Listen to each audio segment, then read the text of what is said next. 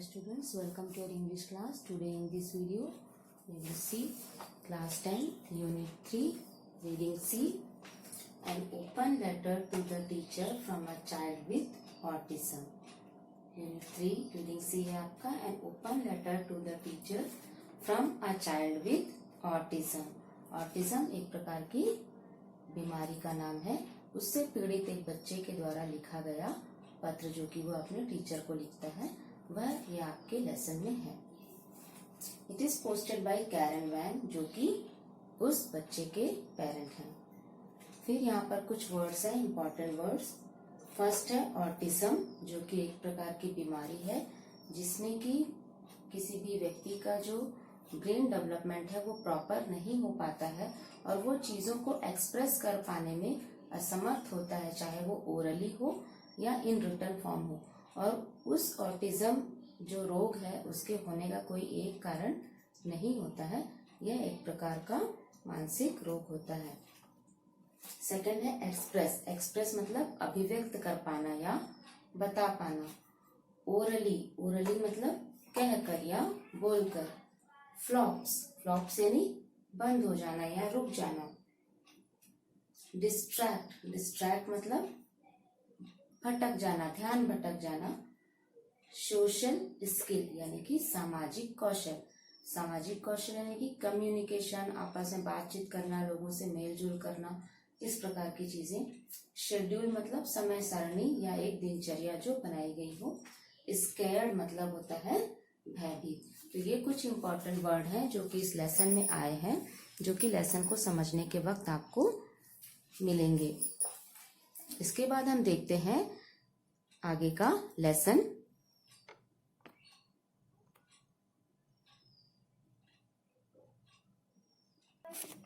So next we will see the meaning of autism, जो कि इस लेसन में आया है.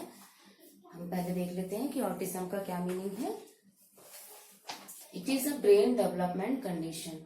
यह दिमाग के विकास होने की या विकसित होने की कंडीशन को शो करता है जिसमें कि ब्रेन सही से विकास नहीं कर पाता.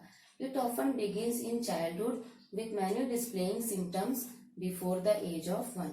ऑफन मतलब अक्सर.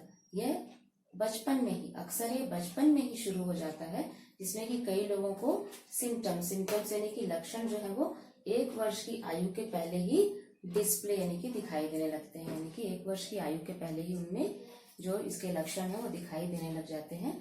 It has issues with social interaction. इसमें जो परेशानी आती है बच्चों को या व्यक्ति को सोशल इंटरेक्शन यानी कि कम्युनिकेशन करने में, लोगों से मेलजोल बढ़ाने में, बातचीत करने में और अपनी बात को अभिव्यक्त कर पाने में, एक्सप्रेस कर पाने में कि वो क्या सोचते हैं, क्या उनको लगता है, वो उनको दिक्कत आती है. और वो आई कांटेक्ट यानी कि फेस टू फेस, आंख से आंख मिलाकर बात कर पाने में उनको दिक्कत होती है और वो चीजों को इग्नोर करना शुरू कर देते हैं. It displays certain repetitive behaviour. Repetitive मतलब बार बार दोहराना. तो ये किसी एक खास प्रकार के आचरण को यह बार बार दोहराते हैं.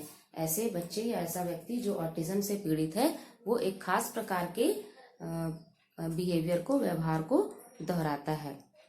तो ये था ऑटिज्म का मीनिंग. अब हम लेसन को लाइन बाय लाइन मीनिंग को देखेंगे.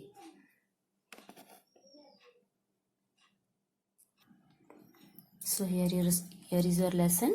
Lesson begins with my 13 years old son Louis, a child with autism, has decided to write an open letter to a teacher. ये जो लेसन आपका लिखा गया है वो कैरन वैग, जो कि इस बच्चे के पेरेंट हैं, ये उनके वर्ड्स हैं जो ऊपर के पैराग्राफ में हैं कि मेरा 13 वर्षीय पुत्र लुई, उस बच्चे का नाम है, ये नाम आपको याद रखना है. ही सफर्स विथ ऑटिज्म. ऑटिज्म का मीनिंग आपको बताया गया. तो उसने क्या डिसाइड किया है कि राइट एन ओपन लेटर, एक पत्र लिखेगा वो अपने टीचर को. He didn't know where to start. वह नहीं जानता था कि वो कहाँ से स्टार्ट करे. So I asked him what he likes and does not like about school. उसको नहीं समझ आ रहा था कि कैसे लिखे वो, तो मैंने उससे पूछा, यहाँ पर मैं कौन है, उसके पेरेंट से पूछा कि व्हाट ही लाइक्स, उसको क्या पसंद है, एंड डज नॉट लाइक, और क्या पसंद नहीं है, अबाउट स्कूल, स्कूल के बारे में. आई asked him what a teacher should and should not do.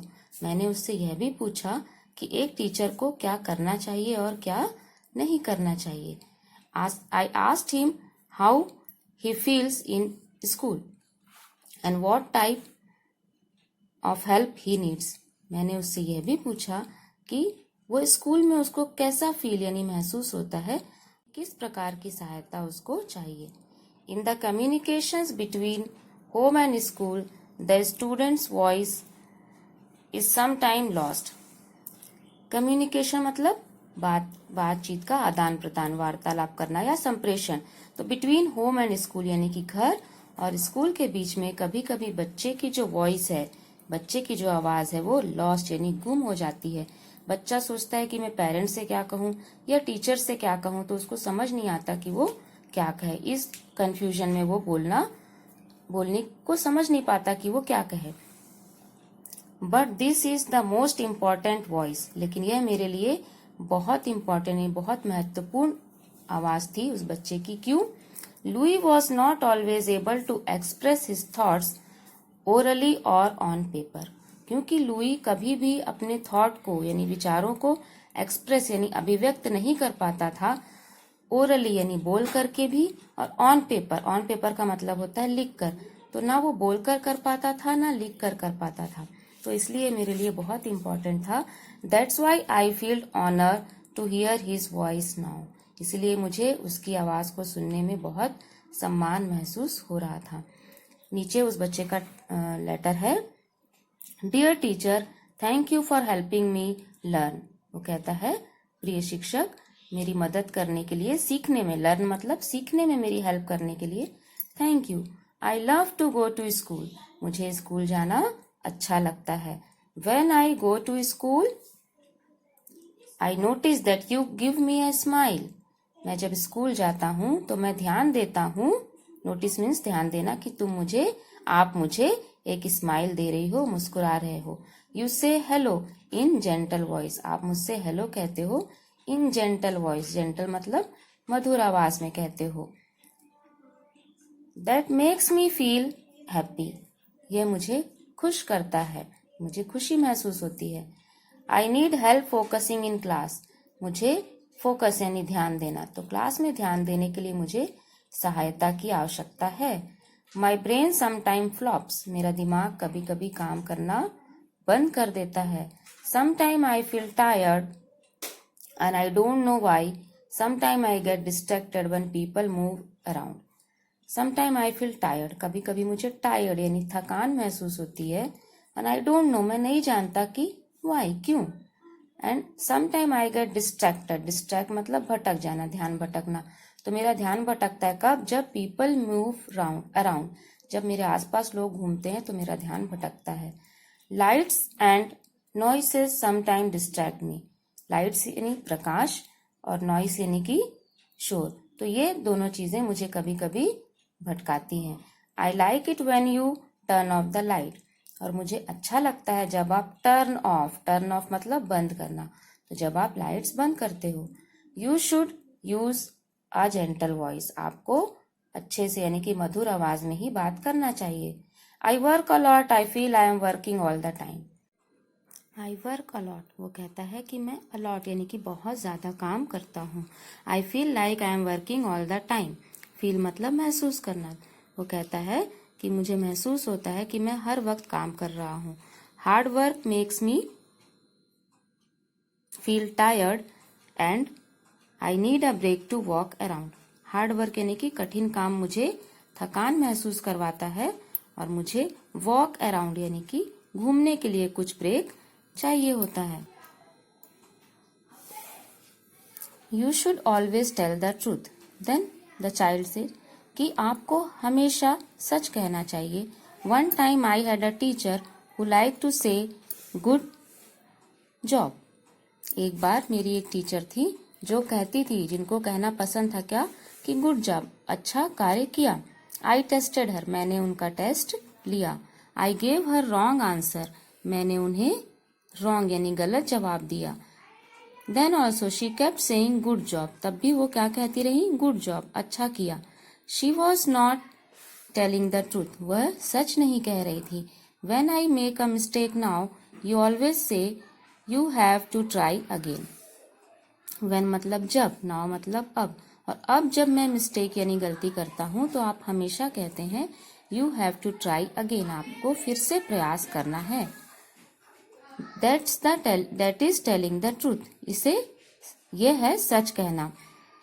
I like it when you tell the truth, और मुझे अच्छा लगता है जब आप सच कहते हो। I don't like missing class to go to social skill और speech.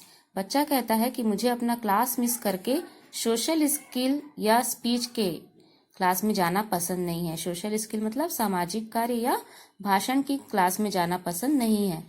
I like my regular schedule, regular schedule यानी कि नियमित, जो उसका टाइम टेबल जो बना हुआ है दैनिक, वही उसको पसंद है। I want to be with other students in my class, मैं दूसरे बच्चों के साथ क्लास में रहना चाहता हूँ। I want to learn with the teacher, और मैं टीचर के साथ सीखना चाहता हूँ। I like lunch club, lunch club is part of my schedule. वो बच्चा कहता है मुझे लंच क्लब पसंद है। लंच क्लब मतलब जब वो खाना खाने का ब्रेक होता है, तो lunch club is part of my schedule, वो उस शेड्यूल, उस दिनचर्या का हिस्सा है, इसलिए वो पसंद है।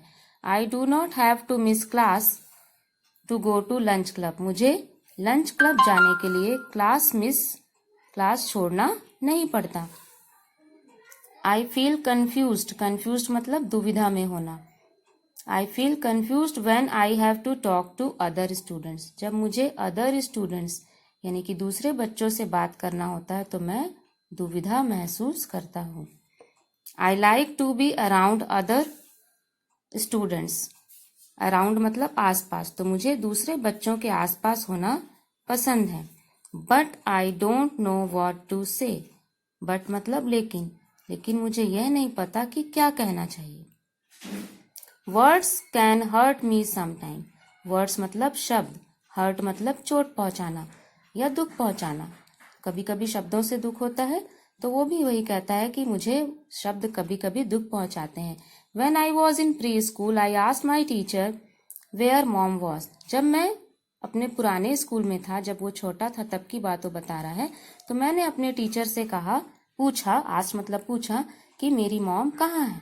तो टीचर ने जवाब दिया योर मदर इज गॉन, तुम्हारी माँ चली गई। आई फेल्ट स्केयर्ड, स्केयर्ड मतलब डरा हुआ, भयभीत, तो मुझे डर महसूस हुआ। स्वाभाविक सी बात है, आप किसी छोटे बच्चे को जब कहते हैं मम्मी चली गई तो वो डर जाता है, तो same is here. I like it when you tell me I like to work with you, और मुझे पसंद आता है जब आप कहती हो कि मुझे तुम्हारे साथ काम करना पसंद है। टीचर कहती है बच्चे को कि मुझे तुम्हारे साथ काम करना पसंद है। आई like it when you look in my eyes, और मुझे यह भी अच्छा लगता है जब आप मेरी तरफ मेरी आंखों में देखती हो। जब हम किसी से बात करते हैं तो जो आई कांटेक्ट होता है, फेस टू फेस जब हम देखकर बात करते हैं, तो सामने वाले को महसूस होता है कि हाँ मेरी तरफ ध्यान दिया जा रहा है, मेरी बात को सुना जा रहा है। तो उस बच्चे को भी अच्छा लगता है जब उसकी तरफ देखकर बात की जाती है। आई like it when you answer my questions very carefully, और मुझे यह भी पसंद आता है जब आप मेरे क्वेश्चंस को यानी कि सवालों का जवाब केयरफुली यानी ध्यान पूर्वक देती हो। I like to try new things at school, new things मतलब नई चीजें, और मुझे स्कूल में नई चीजें करना पसंद है।